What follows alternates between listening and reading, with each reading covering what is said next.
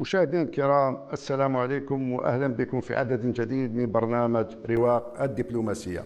نستضيف في هذا العدد سعادة سفير جمهورية الصين الشعبية بالجزائر السيد دونغ غيونغلي.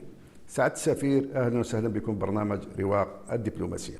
Bonjour chers amis, merci de me donner cette interview sur votre programme Corridor diplomatique qui me permet d'échanger avec vous sur les relations d'amitié et de coopération entre la Chine et l'Algérie, deux pays amis et frères.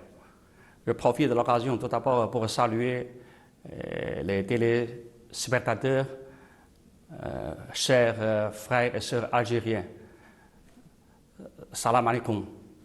البداية سعادة السفير، كيف تقيمون مستوى العلاقات بين الجزائر والصين في ظل الحركية الدبلوماسية والاقتصادية التي تشهدها هذه العلاقات؟ Alors oui, effectivement, sous la conduite stratégique de nos deux chefs d'État, les relations sino-algériennes affichent une dynamique vigoureuse.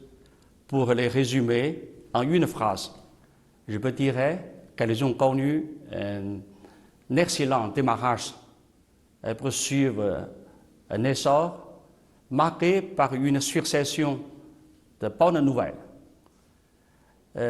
Premièrement, la confiance politique mutuelle ne cesse de se consolider.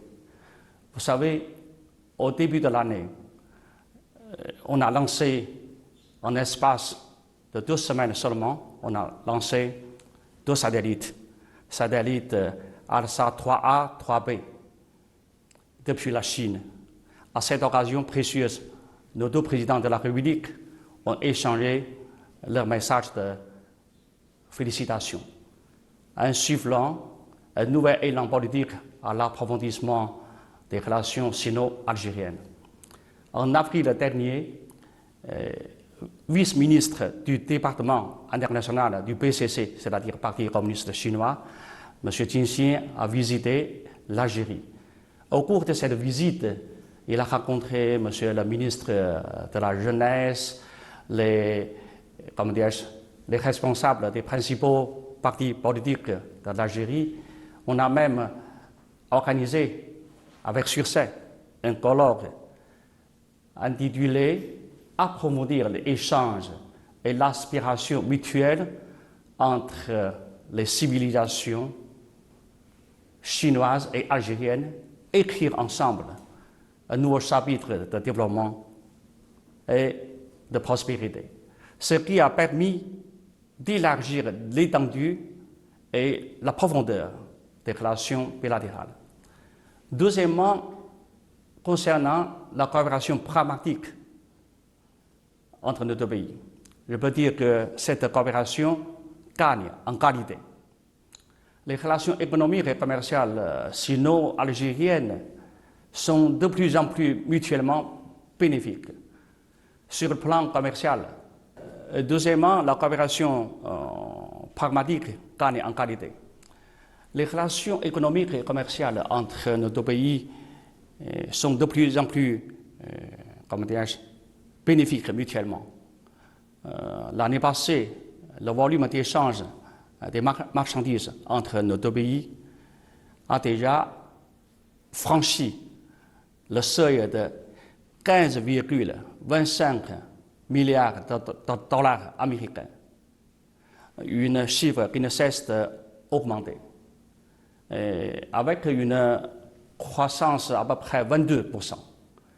Il convient de souligner en particulier que les exportations chinoises en provenance de l'Algérie se progressent de 67,4%.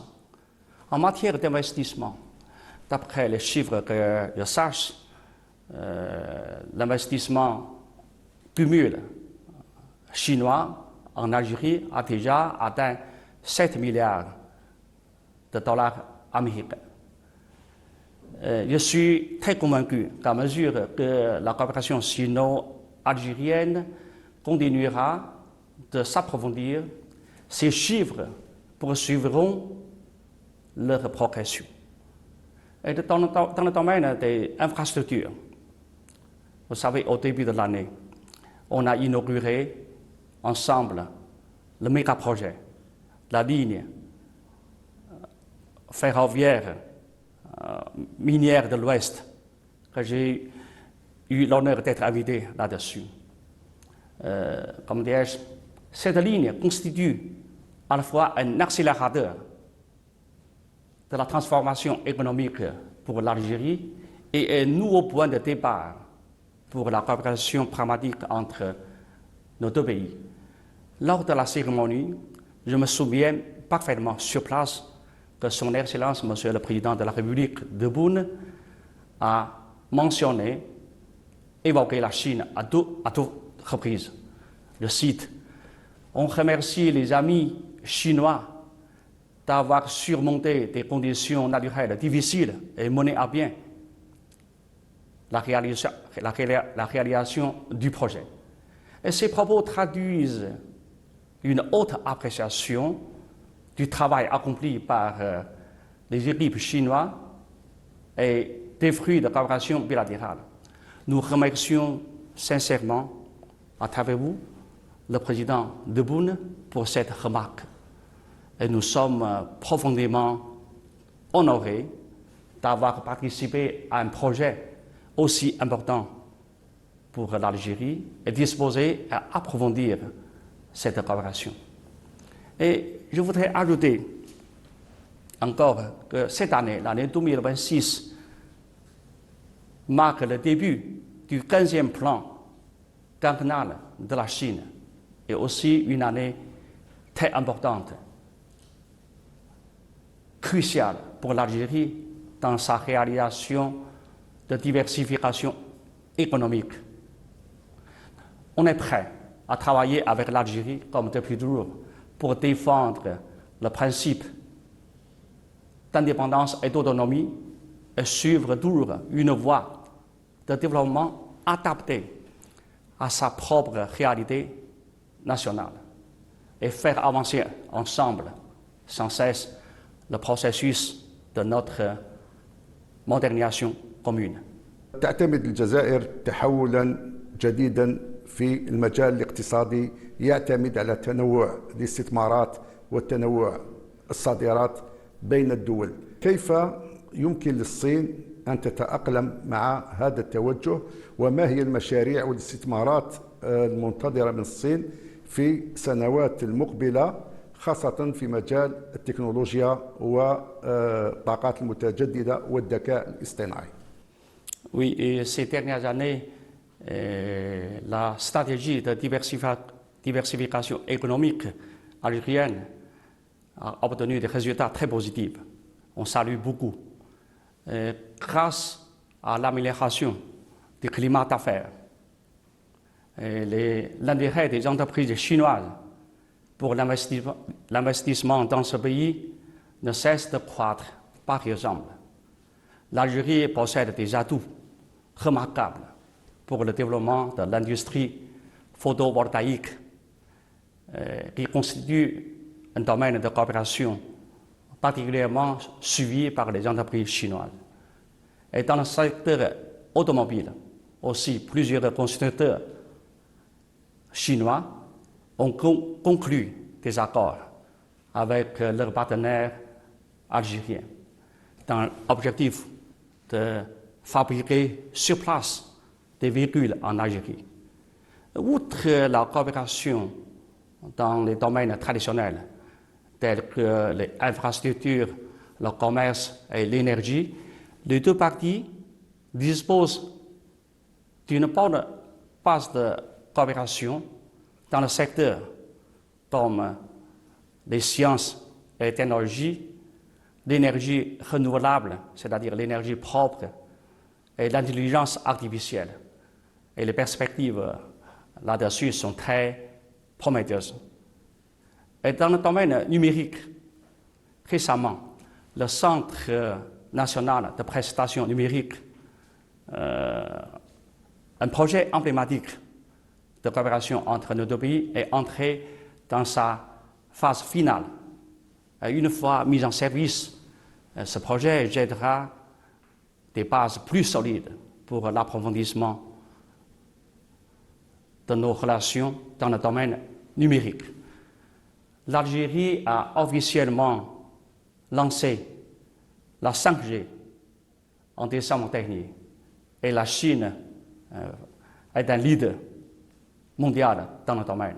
Nous sommes convaincus que notre coopération dans le domaine va beaucoup accélérer la transformation numérique de l'Algérie. À travers ces coopérations, l'Algérie va rejoindre très rapidement au rang des pays émergents. Et dans le domaine de l'énergie renouvelable, comme tout le monde le sait, il y a quelque temps, tout récemment, la centrale photovoltaïque de Biskra de 220 MW réalisée par une entreprise chinoise est entrée en service, donnant un bon départ de programme algérien de 3 gigawatts d'énergie solaire.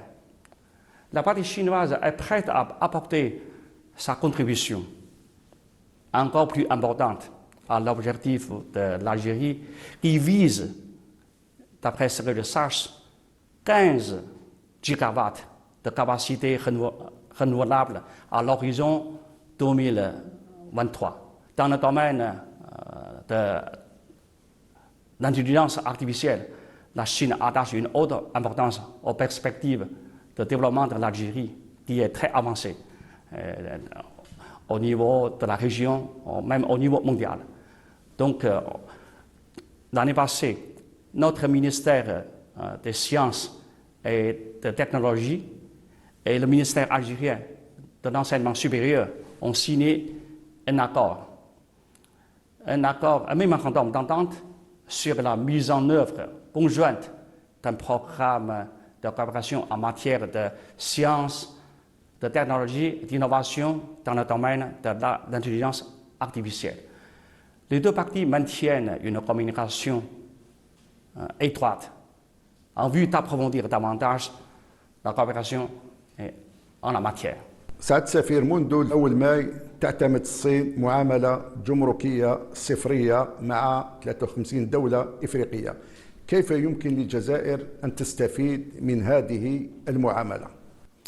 Oui, effectivement, à partir du 1er mai dernier, le gouvernement chinois a mis en application une politique du tarif douanier zéro aux produits africains. 53 pays africains qui ont des relations diplomatiques avec la Chine, bien sûr, y compris notre pays ami, l'Algérie. C'est une opportunité très précieuse, parce que cette politique donnera un nouveau élan à la réduction de sa dépendance au secteur des hydrocarbures, et tout en mettant le cap sur une diversification économique accélérée. Par exemple, les produits agricoles algériens de haute qualité désormais peuvent bénéficier de cette politique de zéro taxe tout en accédant au grand marché, le plus grand marché du monde, c'est le marché chinois. Donc, ce que je connais plus précisément, les produits de haute qualité, tels les dattes, les agrumes, l'huile d'olive et le vin rouge, entrera sur le marché chinois avec un tarif douanier zéro. L'exportation vers la Chine des produits énergétiques et miniers comme le pétrole, le gaz naturel et le phosphate connaîtrait certainement une augmentation. Et sur le long terme, cette politique va susciter les investissements des extérieurs en Algérie. Parce que l'Algérie se trouve dans un carrefour entre l'Europe, l'Afrique et la Méditerranée. Donc, cette politique aidera un pays à ce pays à attirer l'investissement plutôt productif, aussi bien nationaux qu'étrangers. Parce qu'on peut fabriquer les produits ici et exporter vers la Chine, tout en bénéficiant de ces écotaxes.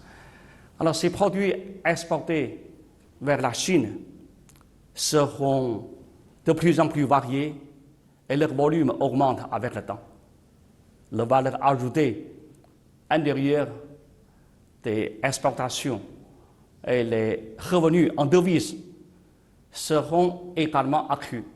Tout cela favorise l'édification de l'Algérie nouvelle et victorieuse. On peut dire que le zéro droit de douane constitue une soustraction pour les droits de douane, une addition pour le développement et une multiplication pour le mieux-être des populations. Dans un contexte, comme tout le monde le sait, où l'environnement commercial mondial est marqué par de nombreuses incertitudes, l'ouverture complète du marché chinois à l'Afrique devient un symbole de la coopération sino-africaine, sino-algérienne dans la nouvelle ère et donnera au monde un exemple de modernisation fondée sur la coopération gagnant-gagnante.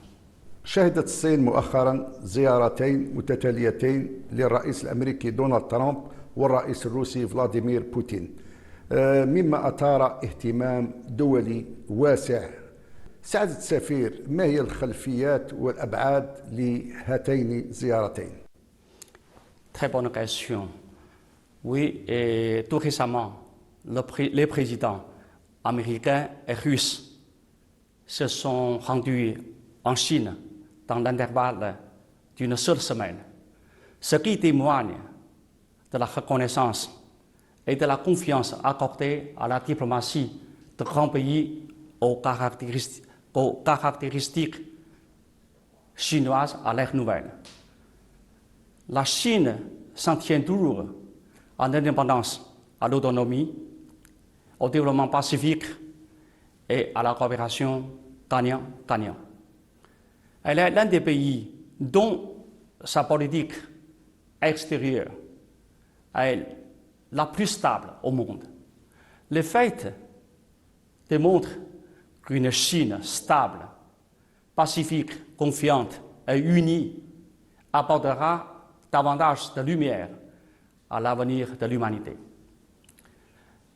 Concernant les relations entre la Chine et les États-Unis, il s'agit cette fois-ci de la première visite d'un président américain en Chine depuis 9 ans, prolongeant et consolidant la bonne dynamique d'interaction entre les deux chefs d'État. Les deux parties sont convenus d'œuvrer pour l'établissement d'une relation sino-américaine de stabilité stratégique, constructive, ce qui constitue le consensus politique le plus important de cette visite effectuée par le président Trump. Qu'est-ce que ça veut dire, la stabilité stratégique, constructive? Il s'agit d'une stabilité positive fondée principalement sur la coopération. Une stabilité saine caractérisée par une concurrence maîtrisable ou bien contrôlable. Une stabilité constante où les divergences restent maîtrisables, une stabilité durable, porteuse de promesses de paix. En outre, les deux parties sont disposées à multiplier des échanges dans différents domaines. Bien sûr, la diplomatie, les relations entre les deux armées, l'économie, le commerce, la santé, l'agriculture, le tourisme, même les échanges entre les personnels humains et culturels. Et l'action et l'application de la loi, insufflant ainsi un nouvel élan aux relations bilatérales pour les prochaines étapes, pour les prochaines années. Quant à la visite effectuée par le président Poutine, il s'agit de sa 25e visite en Chine. Les deux chefs d'État sont parvenus à de nouveaux consensus importants sur la promotion de partenariats de coordination stratégique globale sino-russe à l'ère nouvelle. Ils ont signé conjointement des déclarations communes sur le renforcement de la coordination stratégique globale et l'approfondissement de la coopération, de bon voisinage et d'amitié, et ont assisté à la signature de vingtaines de documents de coopération dans les domaines économiques, commercial, éducatif, la science, technologie et entre autres. Les deux pays ont également publié une déclaration commune sur la promotion d'un monde multipolaire et nouvelles relations internationales. Sous l'orientation stratégique commune des deux chefs d'État, les relations sino-russes se trouvent désormais à un nouveau point de départ. La Chine est prête à travailler avec les États-Unis et la Russie pour mettre pleinement en œuvre les consensus dégagés entre les chefs d'État et apporter davantage de bien-être à ces peuples et contribuer ainsi davantage à la paix et au développement dans le monde entier. سعادة السفير، يشهد الشرق الأوسط توترات ونزاعات قاتلة ومعطلة للاقتصاد العالمي. ما هو دور الصين في المساهمة أو التأثير في حلحلة هذه النزاعات، وكيف تقيمون دور الدبلوماسية الجزائرية في هذا السياق؟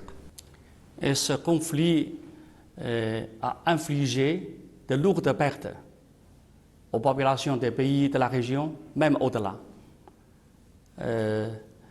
Malheureusement, les répercussions continuent de s'étendre et ce conflit pèse lourdement sur la croissance économique mondiale, les chaînes d'approvisionnement, les chaînes industrielles, et l'ordre commercial international et la stabilité de l'approvisionnement des marchandises énergétiques mondiales et porte une grave atteinte aux intérêts communs de la communauté internationale.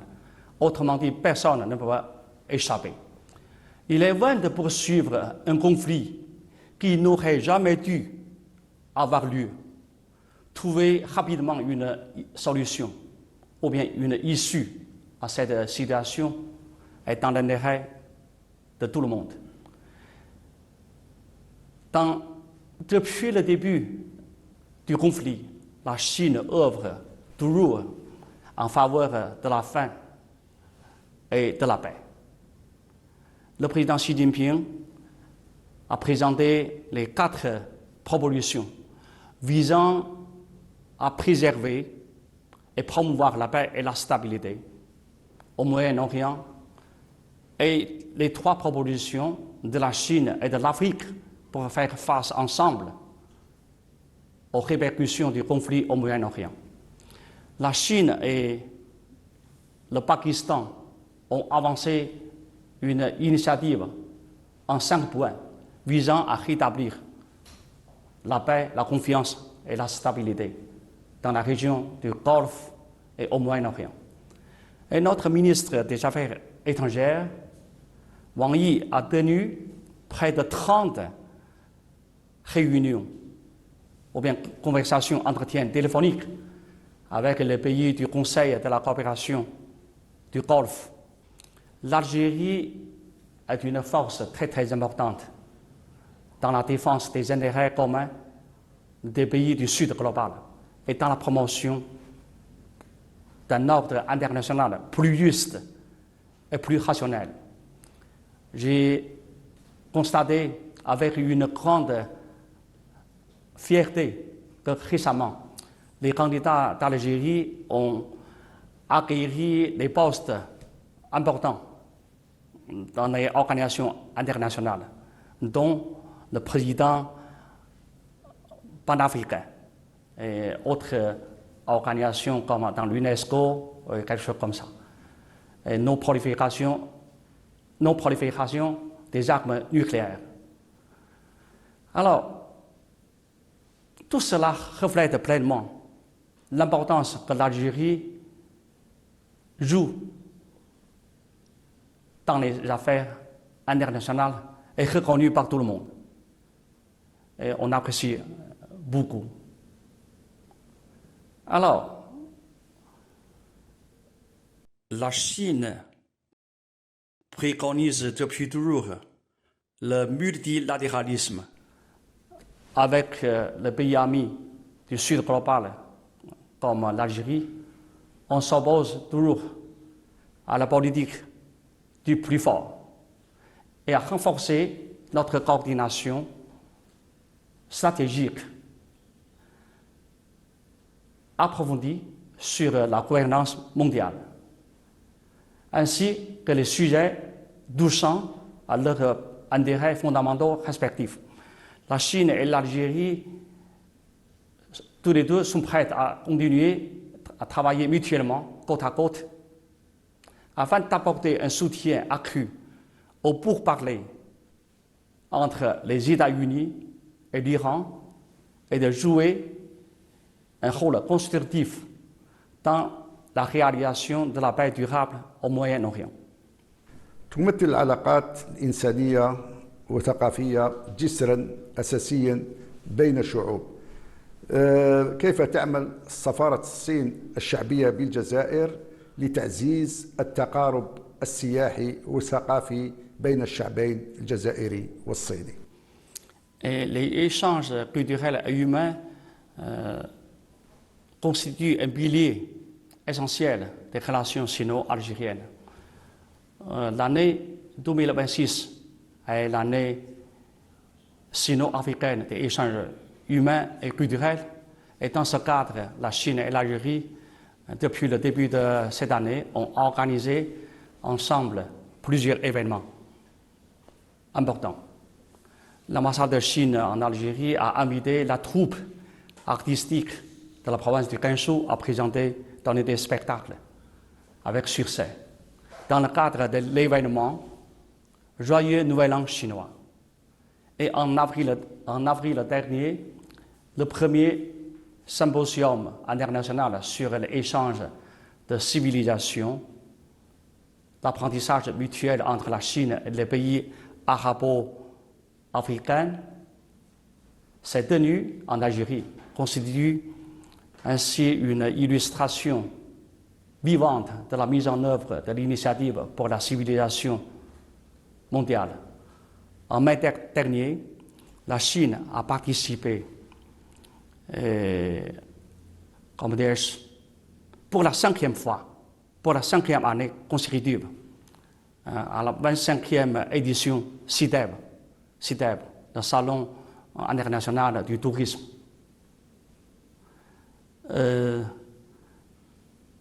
Vous savez, durant cet échange, la Chine a réussi à attirer de nombreux visiteurs algériens pour découvrir la richesse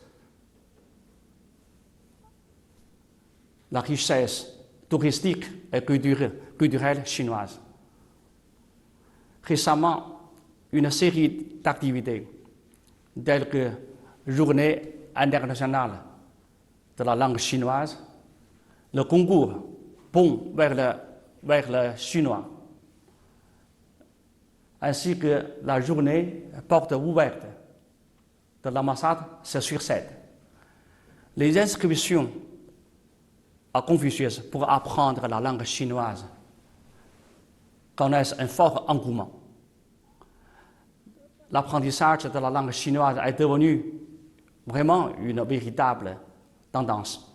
Et très prochainement, notre ambassade organisera une rencontre d'amitié entre les jeunes de nos deux pays, ainsi que la première édition du concours de poésie chinoise, groupe de l'ambassadeur Ni Hao China. Par ailleurs, les membres de la 29e équipe médicale chinoise sont déjà arrivés en Algérie. Ils travaillent jour et nuit avec assiduité aux côtés du personnel médical algérien afin de perpétuer l'amitié historique, sincère, sino-algérienne, qui est par-delà les montagnes et la mer. À cette occasion, je voudrais partager avec vous un chiffre encourageant. L'année passée, il y a au total à peu près 30 000 touristes chinois qui ont visité l'Algérie, adhérés ou bien séduits par son charme, sa beauté, les monuments et des lieux historiques, la beauté du Grand Sahara, la diversité et les patrimoines de l'UNESCO et tout ça. Un chiffre qui ne cesse d'accroître. Comme tout le monde le sait, actuellement, il y a plusieurs vols directs entre nos deux pays. Alger, Beijing, Guangzhou et bientôt, très probablement, Alger, Shanghai. Donc, vous savez, la simplicité et l'hospitalité du peuple algérien ont profondément touché les visiteurs chinois. Donc, au niveau de l'ambassade, on encourage davantage ce genre d'échange afin de permettre aux touristes chinois de découvrir le perle de Méditerranée, le pays Algérie, et de renforcer davantage la connaissance mutuelle et l'amitié entre les peuples. اعتمدت الجمعية العامة للأمم المتحدة قرار 2758 الذي ينص على الصين واحدة، لكن بالمقابل لا يقر ولا يؤكد على سيادة الصين على تايوان. كيف تتعامل الصين مع هذه الأطروحة وهذا القرار خاصة في ظل النزاعات والصراعات العالمية؟ L'autorité de la résolution 2758 ne peuvent être défiées.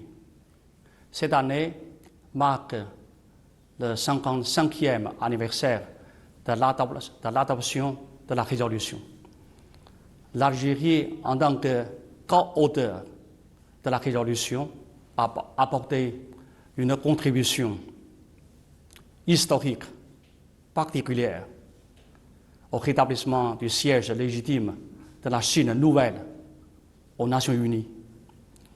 Le 25 octobre 1971, la 26e Assemblée générale des Nations Unies a adopté à une majorité écrasante la résolution fameuse 2758, réglant complètement et définitivement sur les plans politiques, juridiques et procédural la question de la représentation de la Chine tout entière, y compris Taïwan, au sein des Nations Unies. Et la résolution 2758 affirme qu'il n'y a qu'une seule Chine dans le monde et Taïwan fait partie inaliénable, indépendante du territoire chinois. Elle n'est pas un État, ou bien n'est pas un pays, que le gouvernement de la République populaire de Chine est le seul représentant légitime de la Chine et qu'il n'existe pas deux Chines ou bien une Chine en Taïwan. Et le 15 novembre 1971, la délégation de la République populaire de Chine a participé pour la première fois à l'Assemblée générale des Nations unies, y a reçu un accueil chaleureux. Je peux vous dire que les représentants permanents de 57 pays se sont succédés à la tribune pour souhaiter la bienvenue de la Chine aux Nations unies, illustrant ainsi le soutien de la communauté internationale et l'aspiration commune des peuples du monde entier. Récemment, malgré une opposition généralisée, le dirigeant de l'autorité de Taïwan, Lai Ching-te, a mis en scène une farce de visite clandestine en Eswatini, un petit pays. Cela montre clairement, encore une fois, que les actes sécessionnistes visant l'indépendance de Taïwan ne sont qu'une affaire louche et inacceptable par la communauté internationale. Lai a pris l'avion privé du roi d'Eswatini pour assurer son déplacement aller-retour. Mais il n'y a pas de repas gratuit. C'est finalement la population taïwanaise qui va en assumer la facture. Là, au mépris du bien-être de la population de l'île, dépense des sommes considérables pour maintenir une relation avec ce petit pays Eswatini, portant gravement atteinte aux intérêts et au bien-être des habitants de Taïwan. Même à Taïwan, dans l'île, les critiques contre cette visite clandestine ne cessent de se multiplier. Mais pour le pays Eswatini, elle a persisté dans une soi-disant liaison avec les forces sécessionnistes visant l'indépendance de Taïwan, ce qui l'a privé des opportunités importantes offertes par le gouvernement chinois.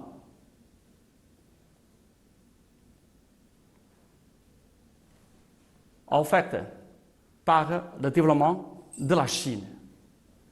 À ce jour, il y a au total 183 pays qui ont établi et développé des relations diplomatiques avec la Chine sur la base du principe d'une seule Chine. Ce principe représente l'aspiration commune, la tendance générale et la justice historique. La Chine réalisera inévitablement sa réunification complète et Taïwan reviendra sûrement et forcément dans le giron de la mère patrie.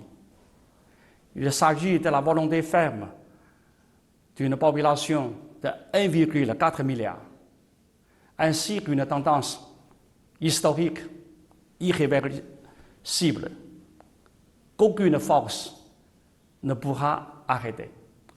Encore une fois, je profite de l'occasion pour remercier le gouvernement algérien pour sa position constante et ferme là-dessus, c'est-à-dire s'en tient toujours au principe d'une seule Chine. Merci. في نهاية الحوار سعادة السفير شكرا جزيلا لكم. Merci à vous. Alors, encore une fois, on est très ravis d'être ensemble pour échanger sur notre bonne relation. Et dans le futur, on va encore travailler ensemble, côte à côte, pour avancer nos amitiés et nos coopérations substantielles dans divers domaines. Merci. ميرسي سعادة السفير. Merci. سعادة سفير جمهورية الصين الشعبية بالجزائر السيد دونغ جوانغ لي، شكرا جزيلا لكم. شكرا. مشاهدينا الكرام، نشكركم على حسن المتابعة والإصغاء وإلى اللقاء.